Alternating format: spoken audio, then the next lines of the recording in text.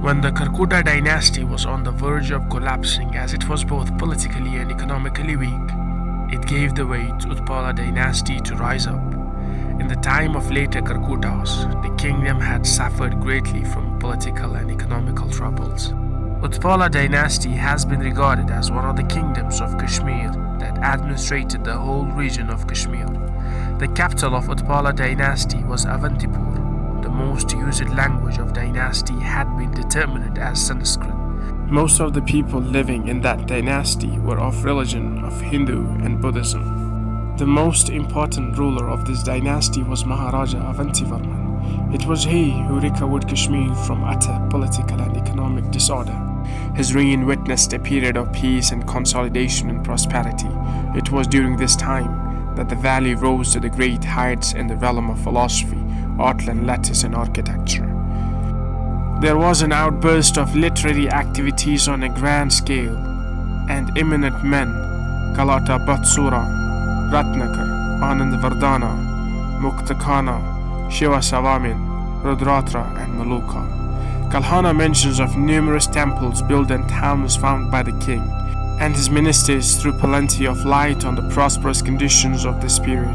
The most important foundation of the king was his capital city of Avantipur, which he embellished with 2 temples, one dedicated to Shiva and other to Vishnu. Both of them are in ruins now, but even then they stand as the most imposing monuments of ancient Kashmir. Surya came to be known as a great engineer of King Avantivarman's court. Owing to the waterlogged conditions of Kashmir due to constant flooding, cultivation had declined. Surya found that the recurrence of flood in the valley was due to waters of a Tista which could not get with considerable swiftness through the gorge. Some 3 miles below Baramulla, as compressed passage got blocked with boulders, he removed the rocks and built some stone walls to protect their further sliding. He also constructed new beds for the river. As a result of these activities, thousands of acres of arable land were reclaimed and hundreds of new villages sprang up on these sites.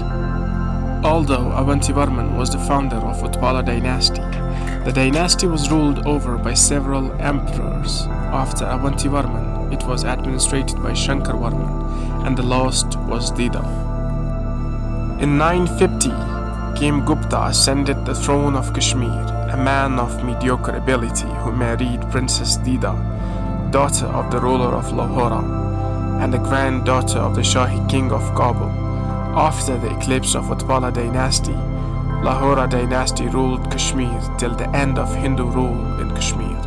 Queen Dida was de facto ruler of the state, as she was very dominating and exercised immense influence over her husband.